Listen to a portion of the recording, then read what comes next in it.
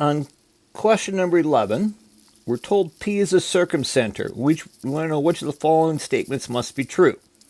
And we got these three statements here, and then notice what happens is we got like combinations of our answers. So if we take a look here, P is a circumcenter. So if I look at my first one, letter A, does Px have to equal to Py? No, that would be if P was the incenter. So 1 is not necessarily true. So we're going to cross out 1. That means anything with 1, I know that's not a choice.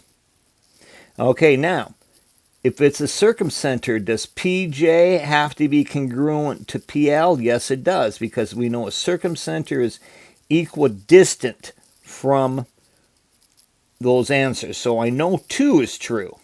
Let's take a look at 3. Does Pk have to equal to Pl? Yes, that's true. So I want the one where 2 and 3 are both true. And the one that's true is D. And there we have that one.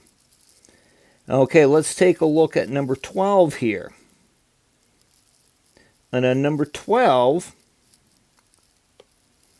pull that up a little bit, we're told BD is the perpendicular bisector of AC. So I know that AD, AD is congruent to DC. I know this is a right angle. And I also know that AB is congruent to BC because it's a perpendicular bisector. I want to find the perimeter of triangle ABC. Well, that means if DC is 4, that means AD is 4. So I know that whole length is 8.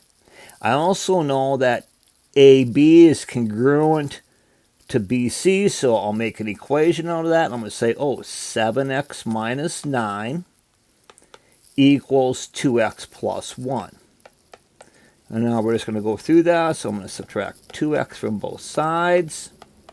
Might as well add 9 to both sides at the same time. So we get 5x equals 10. Divide by 5, x equals 2. I want to find one of my lengths, so I'll go 2x plus 1.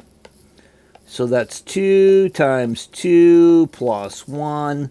So I get 5, since I know they're equal, 5 for both sides. So to find the perimeter, I'm going to go 5 plus 8. So that would be 18. So our correct choice here, get my highlighter to show up, is going to be choice D. On question 14, let's pull that up a little bit. I'm given M to Q is 0.9. So I'll put that in here. I'm given M to P is 2.9. And M to N, this whole length, is going to be 1.8. That makes sense because, actually shouldn't make sense. I'm assuming things that aren't there. I just know it's perpendicular. But that means it's a perpendicular bisector now, doesn't it? So what's the value of N to Q? Well, it's 0.9. The reason it's 0.9 is because we know that since it's perpendicular and this whole length is 1.8, then I know this is 0.9, so 1.8 minus 0.9 is indeed 0.9. I didn't write my 9 there. So I know Q is the midpoint, and since it's perpendicular.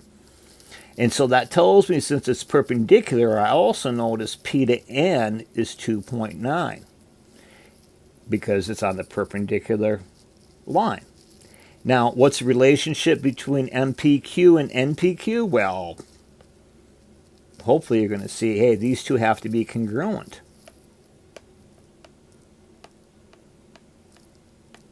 Why do they have to be congruent? Well, if we take a look here, I got side, angle, and side. I also got side, side, side. I got a bunch of different ways we could see that. And what's the perimeter of M to P to N? Well, that'll be 2.9 plus 2.9 plus 1.8. Well, I know 2.9 plus 2.9 is 5.8. And 5.8 plus 1.8, it'll be 7.6, won't it? So the correct answer for that one is going to be 7.6. And our last question is, if we take a look at this one, is there enough information to find the value of x? And the answer is no. There's not enough information. Why not?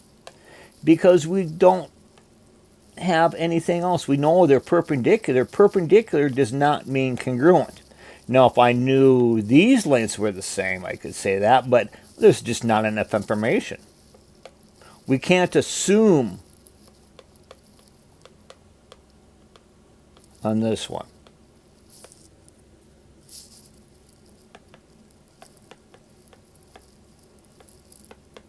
They may be congruent if I would know something else, but there's just not enough information.